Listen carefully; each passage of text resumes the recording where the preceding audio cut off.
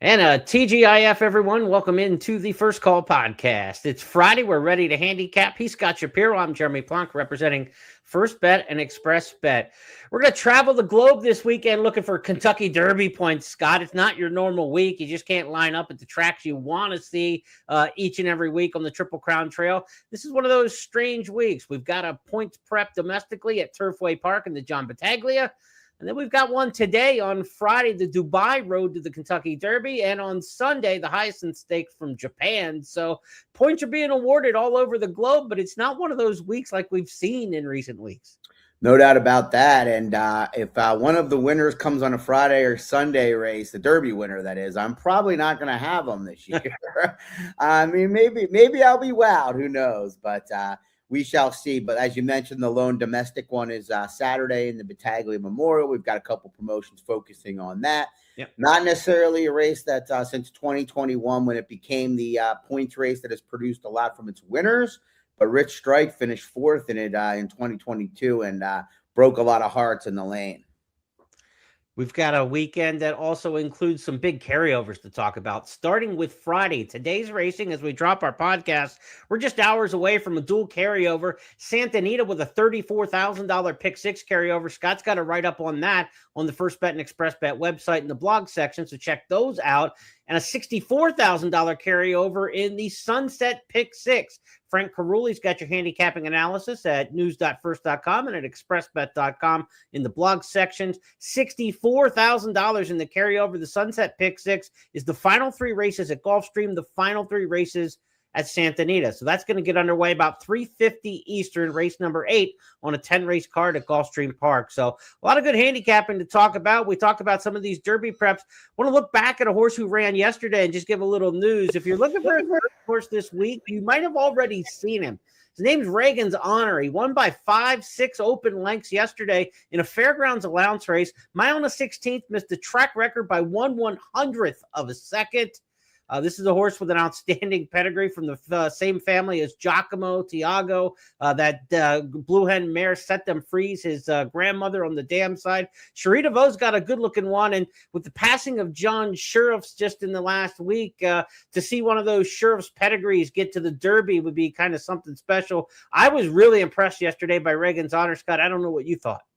I didn't take a look at the field. I just watched the race without having any concept for that, but obviously very well. It looked very good, visually, and kind of a weird path, though, the old allowance versus older horses. And then I assume they're going to bring back in the Louisiana. Well, the Louisiana Derby would probably be the sensible one for that, I think, depending on what they do with Golden Tempo. But they lost Skeet, and I don't know what their plan is with Englishman, if he's coming back or if he's not.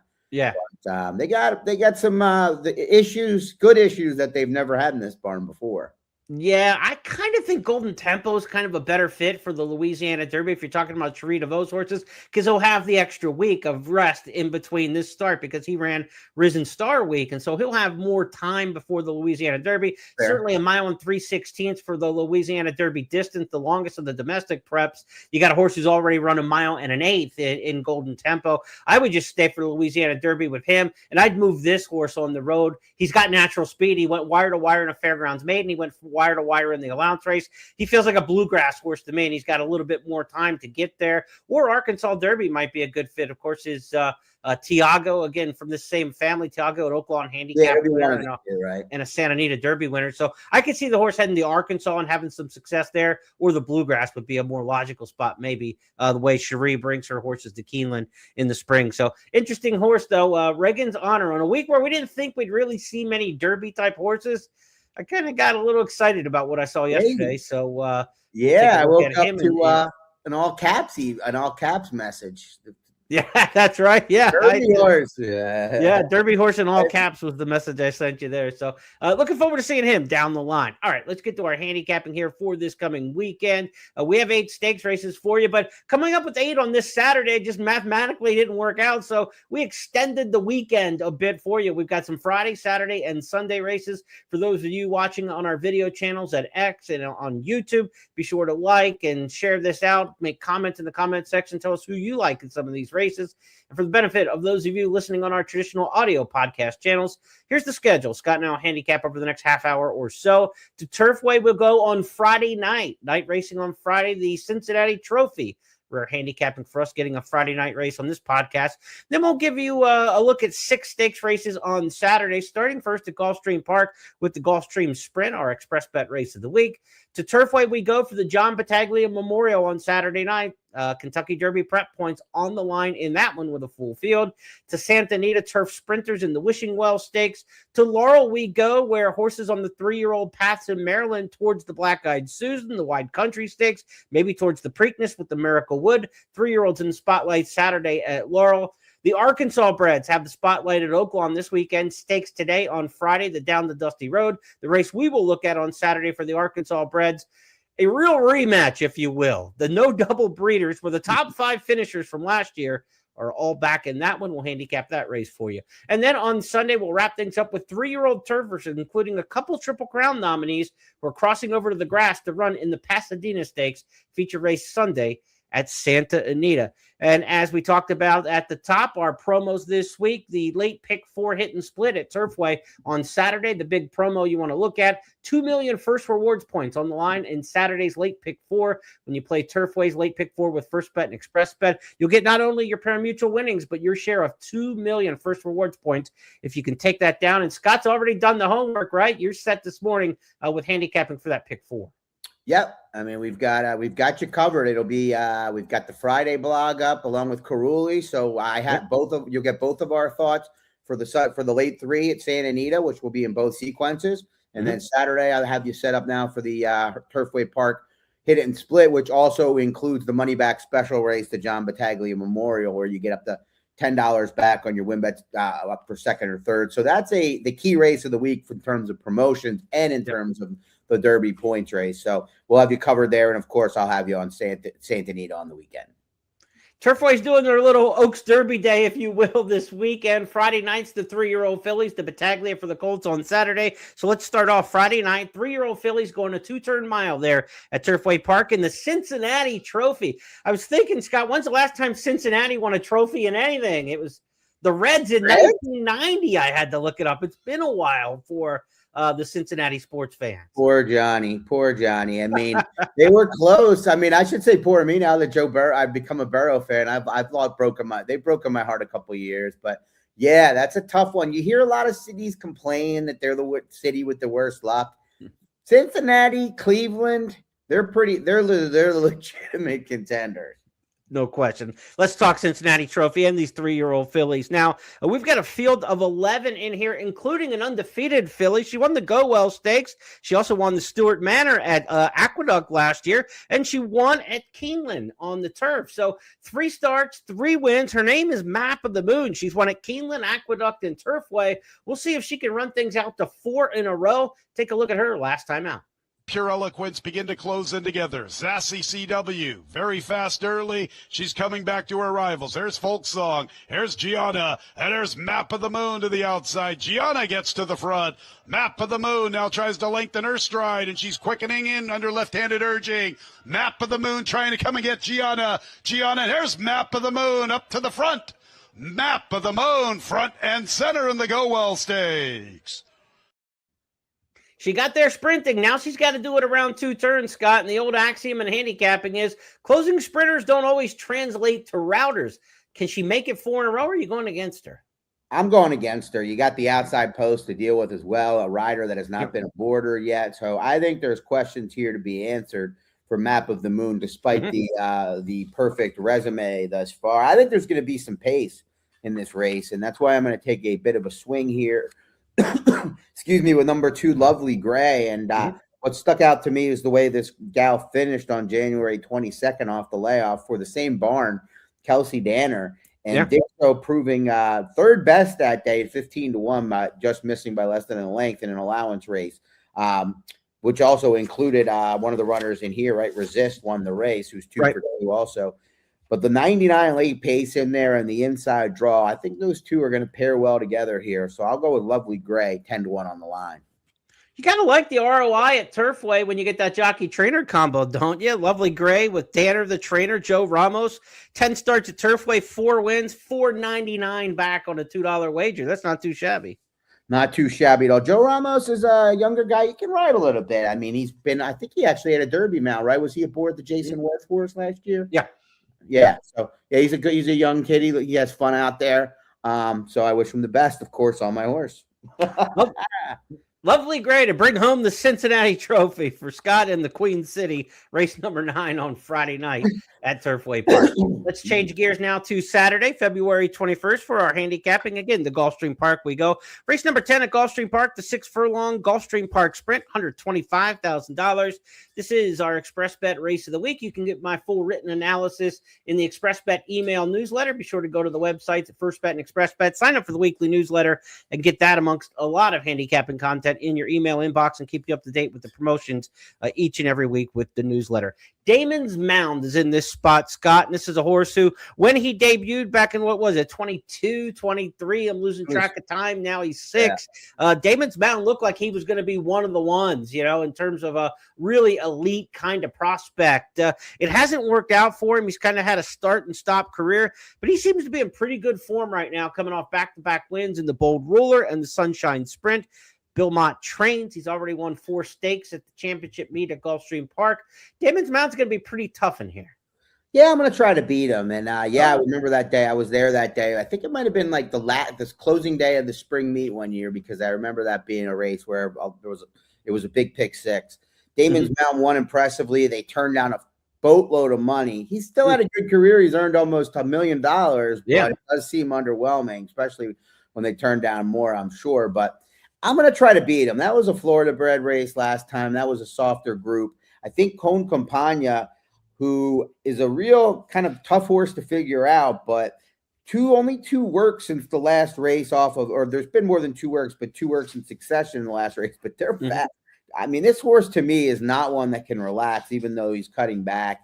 I think off a little bit of a layoff, him and Damon's Mound, maybe amongst others, wound up as well. I think there's going to be some pace. I think Rolando has the right trip in this, gets the right trip in this race under Johnny V. 3 for 6 over this course, sits just off the pace, moves from the inside.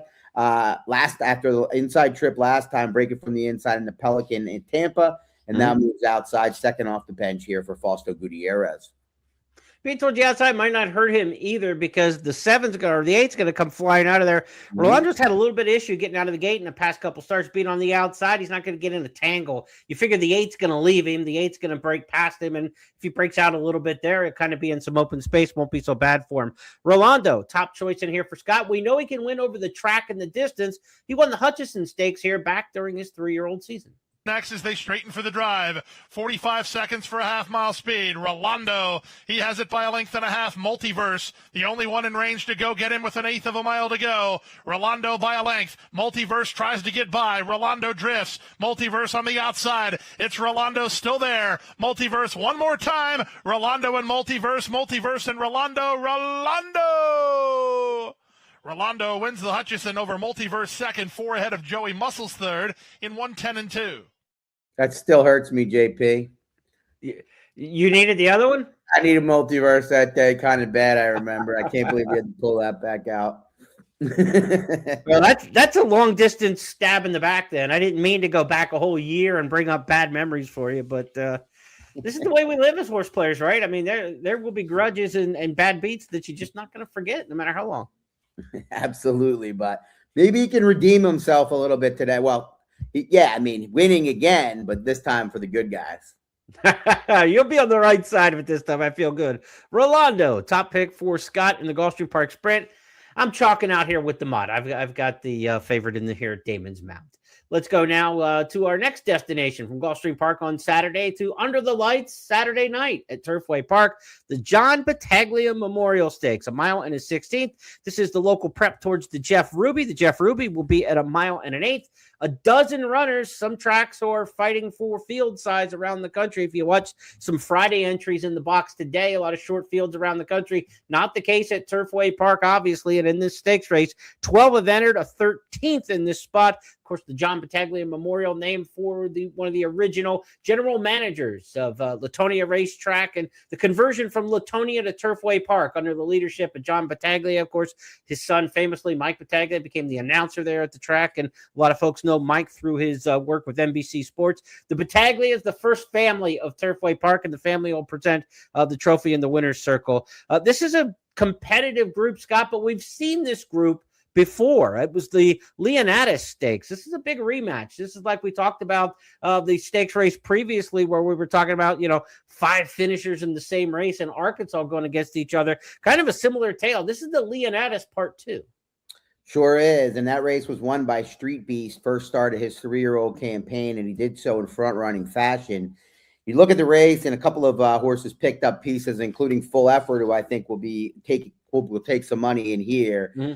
I think that the race is going to play out differently. You got a bigger field, a bigger race. I don't think they're going to let Street Beast have it to himself on the front end again. And I think that will benefit horses from off the pace. I think the logical move would be to go to Full Effort, but I'm going to take swings in this race. I think it's pretty wide open. And my biggest swing is on top with the 8 Great White. And his last race was the Leonidas, where he finished 5th. But he got off to a slow start that day from the inside, and he galloped out strong. Now, the slow start is an issue, but the thing I love is John Ennis, very low percentage first out with horses. I mean, very, very low. And this horse, I had it at 4% at Turfway, but it doesn't speak to the whole situation. But the debut effort was good. I mean, this horse won on debut again with a poor start, but it came with a ton of a run. And I just think this horse has a lot of talent. I don't know if this is exactly going to be his day, but I'm going to get rewarded well enough here to make Great White my key horse. I think he's 15-1 on the line, and be surprised if he gets bet down significantly.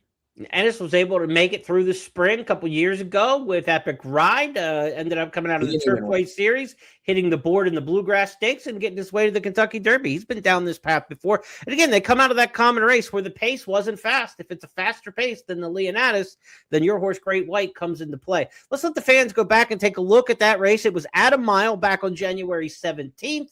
We'll go 1 mile and a 16th on Saturday night. Street Beast near the quarter pole. Valiant gets closer. Jutland is all in. Reb 5 needs to maintain that momentum. Full Effort could be a player. He's trying to swing into the scene, tipping one from the outside. They all got to come and get Street Beast. Street Beast goes into beast mode for the final furlong. Full Effort makes a move for second. Jutland and Valiant. It's Street Beast. Full Effort is closing. Street Beast and Full Effort. Street Beast wins the Leonidas Stakes wire to wire. He'll go for a 3rd stakes win. Won the Kentucky Downs Juvenile Mile as a 2-year-old. The Leonidas there, a Street Beast trying to become a 3-time stakes winner. As for some horses from out of town in this Battaglia, you've got Atfield coming in from New York for trainer Tom Morley, coming off a turf sprint win or a turf route win on the stretch out last time out in the Central Park Stakes. This is a grass horse who tries the synthetic for the first time. Viva Coma, he's not necessarily meant to be a grass horse out of a Street Boss mare, so we'll see. Atfield might be pretty pace versatile, already a stakes winner around 2 turns, which says something. Stop the Car is an interesting horse in terms of getting a little bit of regional feel, perhaps. 7th in the Lecomte Stakes. He tries turf or synthetic for the first time for trainer Brendan Walsh. I would suspect that he'll get bet a little bit. The Lecomte alumni, I wouldn't say completely disappointing in the Risen Star, but certainly you had to bounce back from the 4th place finisher in that race to run second. But the winner there, Golden Tempo, took a little bit of a step back with a 3rd place finish from the Lecomte to the Risen Star. That race, to me, didn't come back super strong in the Risen Star, but it wasn't bad. Yeah, I'm kind of fading that whole I guess not circuit. What's the word I'm looking for? The Louisiana route to the Derby thus far. The region, yeah. I've spoken highly on it often in past years, talking about it, but I think this year is a little weaker. I didn't like either of the races, particularly the Lecomte, and Stop the Car was not a factor there. I think Brandon Walsh, I just read a quote. He was disappointed. He's just trying something new here. That's not necessarily what I want. Unless the horse is a big price, hearing that. You want to hear, this was the goal all along. Right. So I think there's horses where this has been the goal all along, and I'll look to those more than Stop the Car. I did put him down as the one that I thought he had the most to prove in this race in my weekly prep school article. Great White, your horse in here, like you said, the horse is kind of like aimed at this, right? 6 furlong debut in December. January stretches out to the mile stakes race, now to the mile on the 16th for a barn that's there all meet long. And John Ennis makes a lot of sense. He's based over at the Thoroughbred Center in Lexington, and then up the Turfway with his horses, but supporting that Turfway meet all season, John Ennis. This is a race where Great White, this is kind of like one of his big destinations for the spring, and this could be a spot for him for 175 grand. 2 Out Hero on the outside. Be remiss if I didn't at least mention him. Kevin Attard trains this horse, coming off a 3rd place finish in the Grade 1 Summer Stakes at Woodbine. Of course, Attard, top trainer in Woodbine. Rafael Hernandez, his regular rider from Canada, will be riding this one. First starts in September off the layoff here. Tough post on the outside. Now, they did run a 2-turn mile in the Summer Stakes in that race at Woodbine. Not all 1-turn miles because they got the 2 different courses up there now. So 2 Out Hero has been around 2 turns, but didn't finish the deal that day around 2 turns in the summer. Long layoff, tough post. I'm going to make him beat me first time on the synthetic, but I think he's going to get backed. I'm with you. I think the post is too much off the, you've got the question about the surface. Don't assume just because he won over the Woodbine all-weather that he'll take to this one.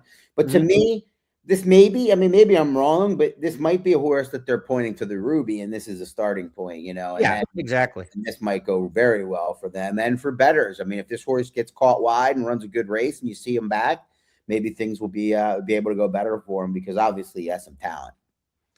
Ace's Honor could be a horse that goes towards the pace. He led all the way last time in the Texas Turf Mile. If he goes and makes it tougher on Street Beast, we might get a different outcome than the Leonidas. If nobody goes for Street Beast from the inside under local leading rider Luan Machado, he just might double up and win his 2nd stakes at the meet. That's a look at the Battaglia Memorial, race number 9 at Turfway on Saturday. To Santa Anita, we'll go next for race number 7 on the card Saturday. It's the Wishing Well Stakes. $100,000 Calbred Turf Sprint. Scott, I'm going to give you your first trivia question of the day. Who was Wishing Well the dam of? Who was Wishing Well the dam of?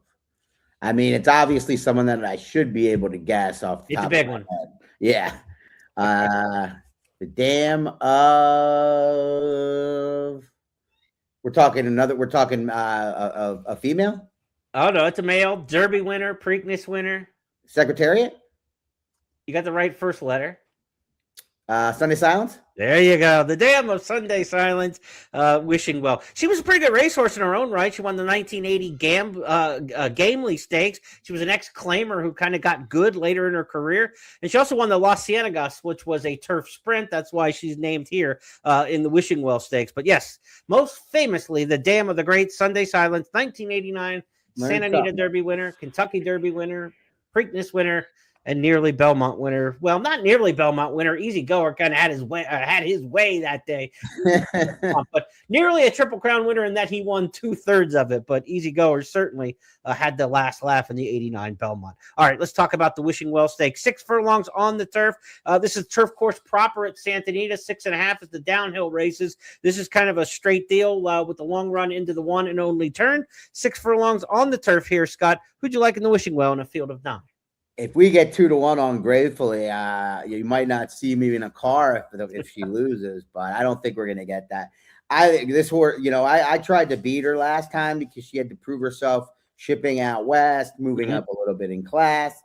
It wasn't the way, how she won. It was the way she won. I know she's not, didn't beat that much, but yeah, I don't really see this as a big step up in class, and she's got the tactical speed.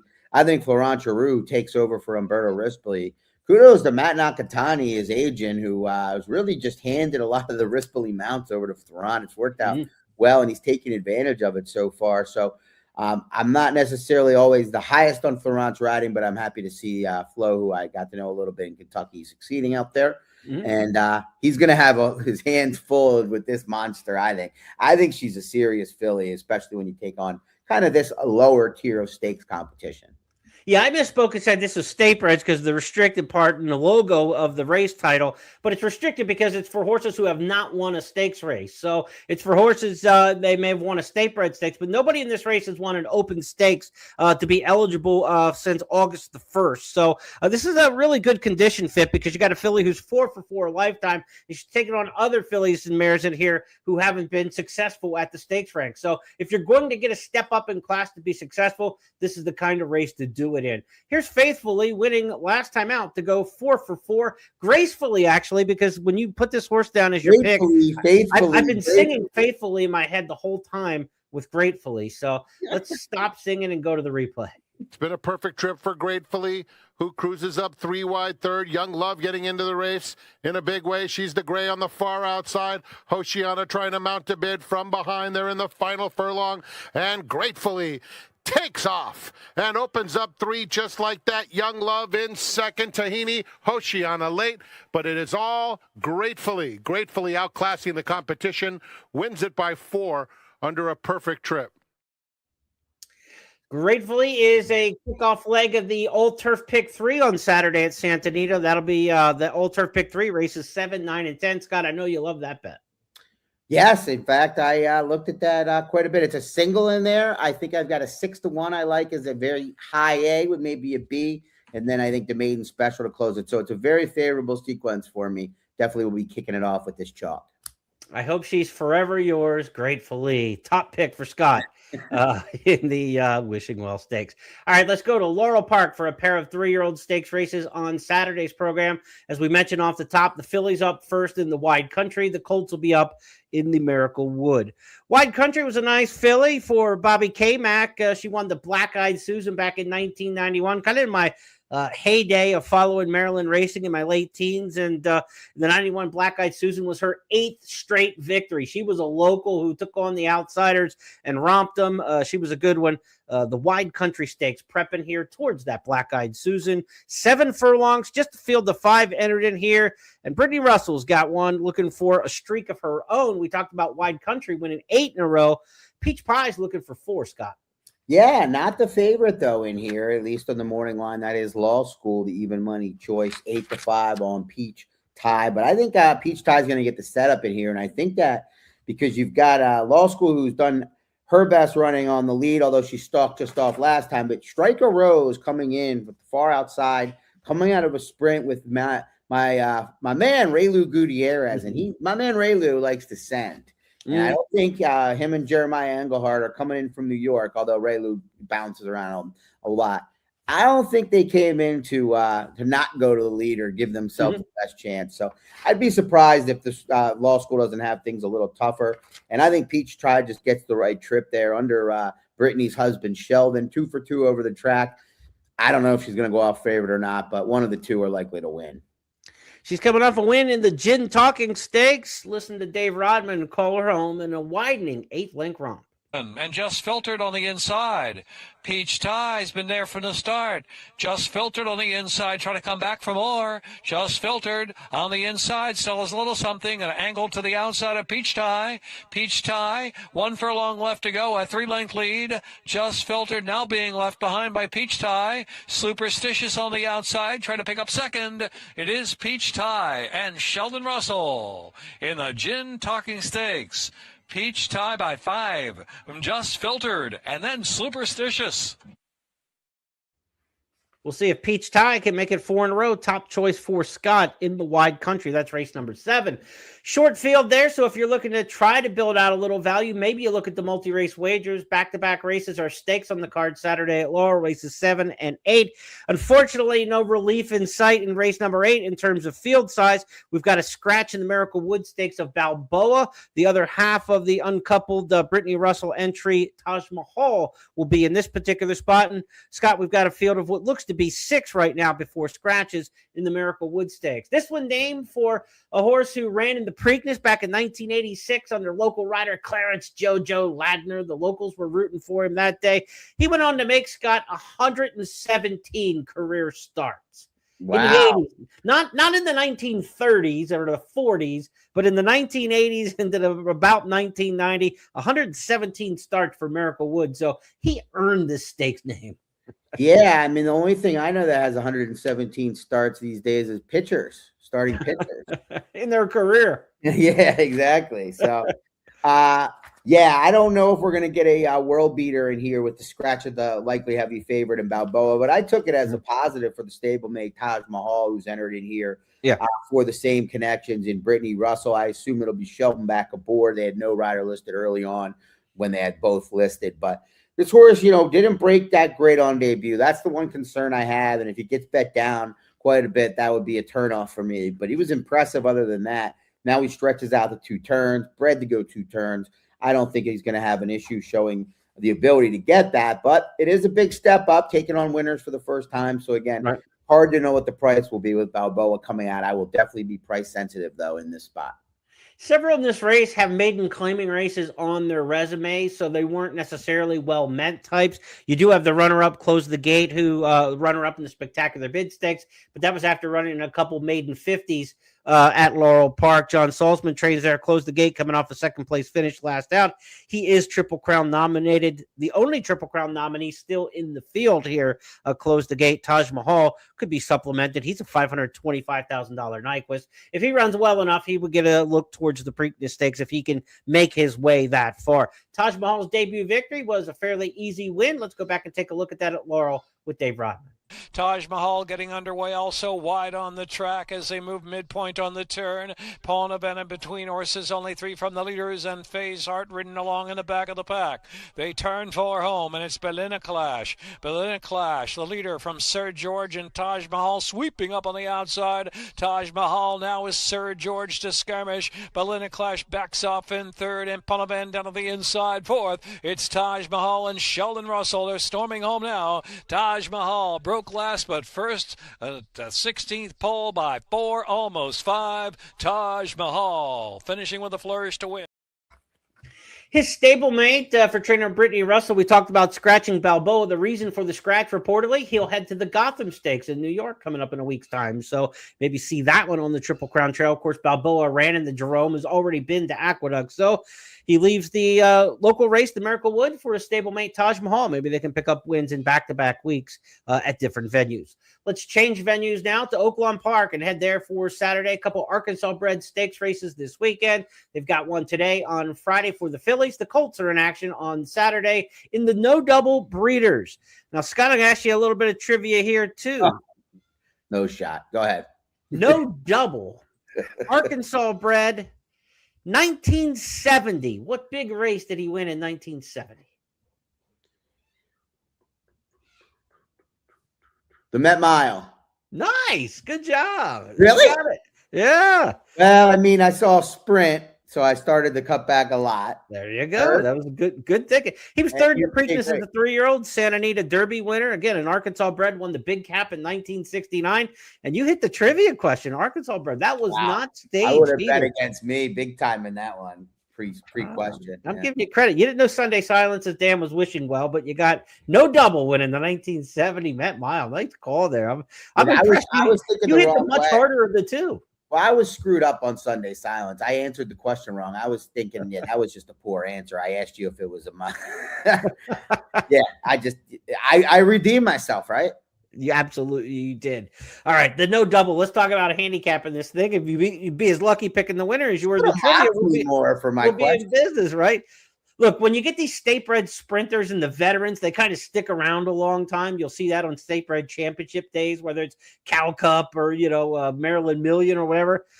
We've got 5 Arkansas breds who all ran against each other in this No Double last year. And you think, well, they're running back against each other. How predictable will this be? It was 12-1 and 17-1, I think, running 1-2 last year amongst those 5. So shake them up and throw them out and see what we might get on a repeat. I'm going to let you go back and take a look at that No Double Stakes from last year. Last March at Oaklawn Park, it was Julian Leperoux on the 12-1 upsetter, Navy SEAL.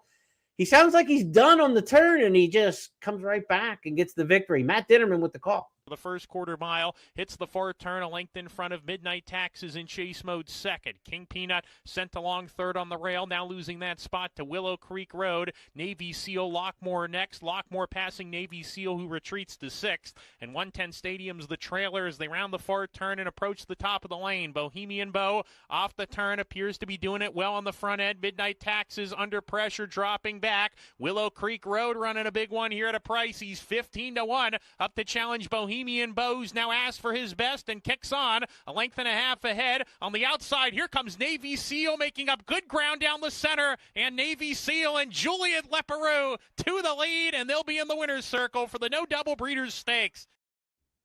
12-1 over 15-1. It was like an 86-1 exacta return in that race last year. Scott, do you have confidence in this quintet in the return, or are you going to try to find something else? I'm going to try to find something else. I think I'm going to go with the fresh face, if you will, a lightly raced 5-year-old for Tom Van Berg, who does a good job with the stock that he gets for the son of Jack Van Berg, of course. And this is a horse that knows this racetrack well. And I like the outside stalking trip that he should get here. I don't think there's a ton of speed. He got caught 4 wide last time.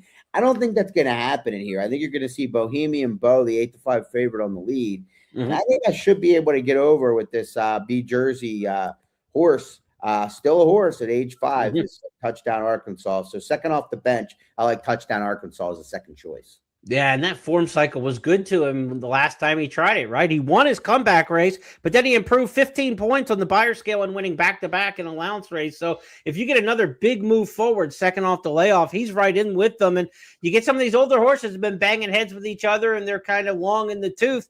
He's 5 years old, but he's only run 5 times. So, again, there's some ceiling there. And second off the layoff, good form cycle play there. Touchdown Arkansas, top pick for Scott. I think Willow Creek Road, who ran second in this race last year, is the one that interests me the most in the comeback. He was stuck wide in the 9 hole and never got in last time out in a local allowance race where a lot of these same horses came out of. I think he's drawn a little bit better in the 5 hole. I think there's enough speed to the inside that'll clear out a little bit. I don't think he's going to be hung wide like he was last time. So I'm going to give Willow Creek Road a shot in here in the no double. Scott's got Touchdown Arkansas. The Hogs fan, they'll be calling the Hogs if you're right. I didn't really think about the name when I actually picked the horse. Glad Brett Bielema is not there to root for. I wouldn't be able to root for this horse if he was still there. They got a new coach too. I'm trying to even think who it was. Who did Arkansas end up hiring then? Everybody got a new coach this past. I know. I would say Houston Nutt, but I know that's wrong. So no. All right, let's go to Santa Anita on Saturday. We'll wrap up our handicapping, or on Sunday, I should say. We'll switch dates and show you here on the page Sunday the 22nd. Our 8th and final race to handicap this week will be the stakes race called the Pasadena Stakes, named for the neighboring city to Arcadia, where Santa Anita is located. A mile on the turf for the Pasadena. There are 4 Triple Crown nominees in this race. It's not a race that usually throws somebody back on the trail, back towards the Santa Anita Derby, but it is a 2-turn opportunity. We've seen Bob Baffert move Plutarch around from turf, trying to get route races and such. With a couple Triple Crown, a quartet of them nominees in this race. Baffert has Greenwich Village, a horse who broke his maiden at Low Sow on the dirt, who last time out ran in the Baffle Stakes and won that sprinting. He's going to get a 2-turn test with that one. Greenwich Village for Baffert, one of the Triple Crown nominees, as well as Smoothin' Saturday in here for trainer Michael McCarthy. He's going to try the turf for the first time. I thought last time out in the Cal Cup Derby, he was going to announce that he was kind of an open company contender for the Santa Anita Derby, and it did not go that way. He went the other direction to the point where it looks like McCarthy's kind of, throwing the flag up and yelling uncle here and trying turf and see if he can't get this horse to fit in the right particular spot. So what do you make of the Pasadena Stakes in here? Kind of a mixed bag group. Yeah, I'm going to try to, in these kinds of races, I like to stick with the turf horses, not the ones that are taking chances. I think Greenwich Village might be a turf horse, but I'm going to try to beat that one as well. Coming from off the pace as a Baffert in the 6.5 fur, it just doesn't feel like this horse is panned out the way they had hoped, even though he has earned 2 wins in 3 starts. But I'm going to go with Era Shock, who I think is the best finisher in the field if trip is equal. You get Antonio Fresu. Unrivaled time is certainly can make an argument for that, but I just trust Fresu a little more than Diago Herrera on turf course in a race like this. Yeah, I think it's going to be an honest pace, so I do want to go with the best closer. So hopefully Fresu can navigate a trip from the outside draw, not the far outside, but an outside. I think you're going to know your chances in the first 100 yards here because last time Irasuch was really extremely ranked. In fact, he got a couple calls from Frank Miramotti before they hit the clubhouse turn about the way he was acting up.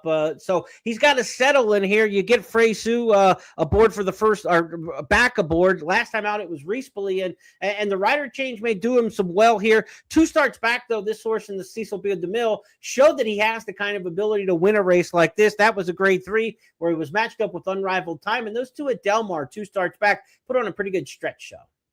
Now, here comes Proton.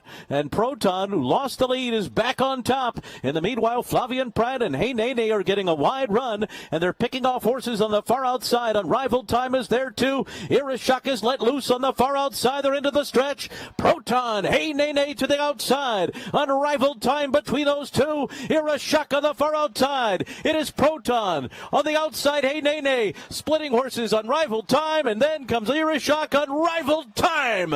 And Diego Herrera have won from Irashak, and then now here comes Proton.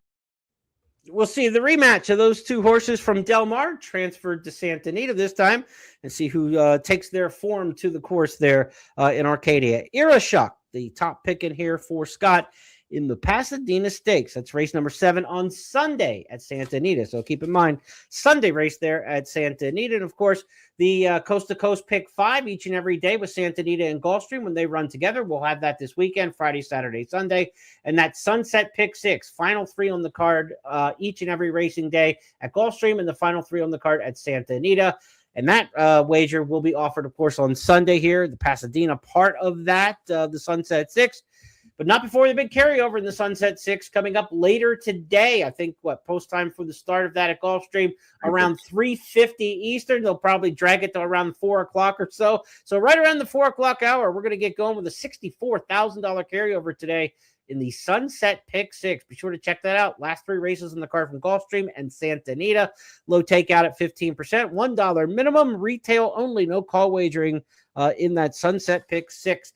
Good day of carryovers, almost 100,000 between Santa Anita's Pick 6 and the Sunset 6 between those 2 tracks. And again, on Saturday, the late Pick 4 hit and split. We want to remind you of that. 2 million points for first rewards on the line this Saturday at Turfway Park in the late Pick 4, which includes the John Battaglia Memorial Stakes. So definitely want to check that out. And around the world, we've got all the racing for you here at First Bet and Express Bet. Watch and wager on the races today from Dubai. It's the Road to the Kentucky Derby Dubai Stakes today. Post time for that just after noon Eastern. So coming up very shortly as we drop this podcast. So be sure to check out that race where Shalom will go the favorite there. And the Hyacinth Stakes on Sunday from Japan, where horse I've got my eye on named Arcadia Cafe. Could be the one from Japan coming over this year. So keep an eye on that race Sunday, the Hyacinth Stakes from Japan. Scott, that's going to wrap up the weekend. We got to wrap this up. We got racing in Dubai coming up. Luxor Cafe last year. We get trying a different cafe this year. Huh? That's right. It's Luxor Cafe's brother. So it's same menu, just a different vintage. Well, good stuff. So I'm looking forward to the wagering this week. I know some of the stakes action might have been a little bit underwhelming compared to most weeks, but there's some good betting races, especially at Santa Anita and Gulfstream Park. Full fields, but Santa Anita's got a very big fields on Saturday. I'm definitely looking forward to that card. On behalf of everybody with First Bet and Express Bet, my partner Scott, I'm Jeremy. Have a great weekend, everybody. We'll talk to you next Friday.